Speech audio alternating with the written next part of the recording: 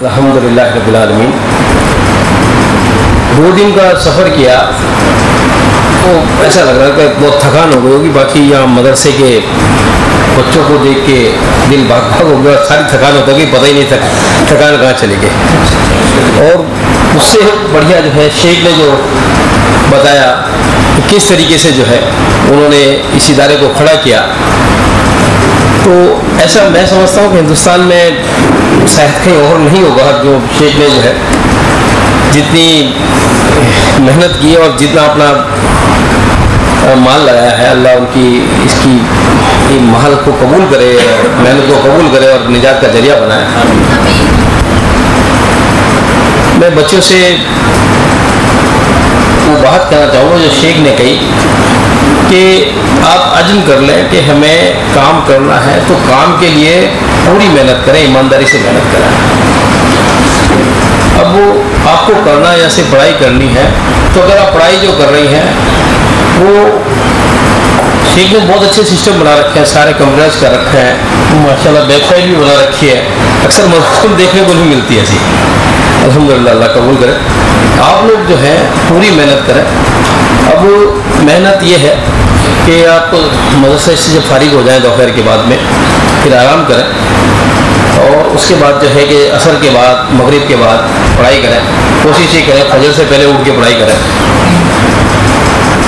अगर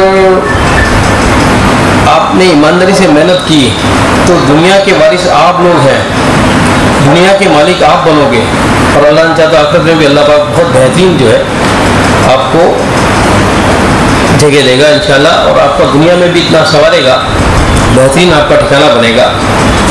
और आप जब पढ़ के फारिग हो जाएं, यहाँ से जब फारिग हो जाएं तो ये फारिग होने के बाद कोशिश ये करें कि पढ़ के जैसा नहीं कि आपने ऐसा है किताबें बंद करके और में लग गए, इसको रेगुलर पढ़ते रहें।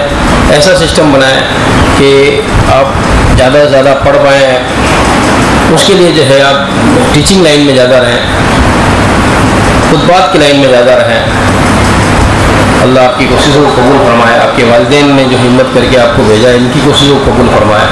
अल्लाह आपको खूब इज़्ज़त दे, अल्लाह आपका बेहतरीन ठिकाना बनाए और दुनिया और आखिरत में इज़्ज़त दे।